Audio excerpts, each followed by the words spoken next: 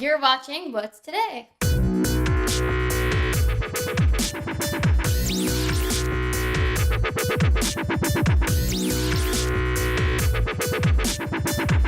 My name is Jennifer Levinson, and today is March 4th, 1933. The longest-serving president of the United States, Franklin D. Roosevelt, has just been inaugurated and is appointing senior cabinet members. First on his list is the U.S. Secretary of Labor, and he's going to pick maybe the most important person that you have never heard of, Frances Perkins. The year is 1933. The Great Depression has hit America hard. Soup lines form in every major city, and across the country there's mass unemployment and poverty. FDR is on the case, but who is he going to put in charge to help carry out his vision? Who's going to help him carry America out of the greatest depression the country has ever known? Frances Perkins was her name. Originally born as Fanny Perkins, she later changed it because no one wants to be named Fanny. If you didn't know, Fanny is slang for butt in America. And in the UK, it's slang for something else. Vagina. So yeah, not the best name. Vagina Perkins changed her name to Frances Perkins, a name she would later fight for when she married her husband, Paul Wilson, a New York economist, in 1913. Frances went to court and stood in front of a judge to defend her right to keep her maiden name. Wait, she had to go to court to keep her maiden name? God, the old days sucked.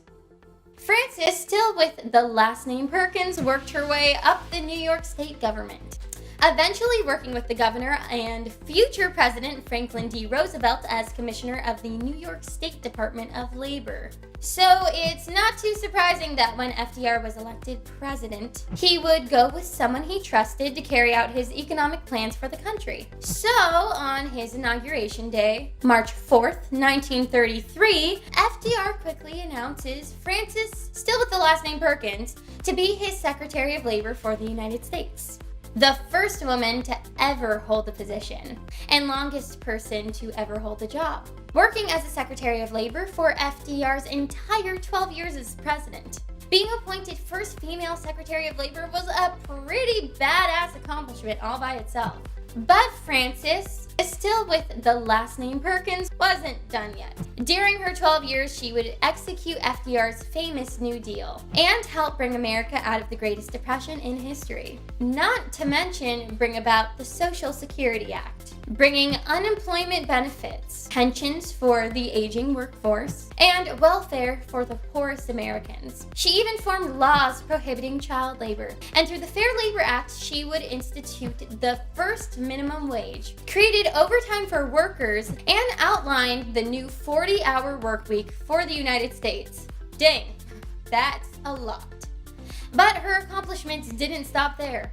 Honestly though, this video would be really long if we mentioned everything. The U.S. Department of Labor in Washington, D.C. said it best when in 1980 they named their headquarters the Frances Perkins Building. Frances, my name is still Perkins, was not only the first woman to become the U.S. Secretary of Labor, but would define the American workforce for generations, leaving a lasting impact on everyone today. Proof that hard work and dedication can have a lasting legacy for hundreds of millions of people. Alright, let's wrap this episode up. If you like this show, subscribe to the channel for more episodes. If you really like it, click that little bell below next to the subscribe button to get notifications when we upload new videos. Our next episode will be up next week. If you're watching on Amazon Prime, add our season to your watch list to catch every episode for free. Sometimes we make mistakes. If you catch one, let us know in the comment section. We'll post any changes in the description down below. Make sure to check it out before you go for all the updated information. And follow us on Facebook, Twitter, and the Instagram if you haven't already. And remember, every day was just a normal day until somebody made it special. Thanks for watching.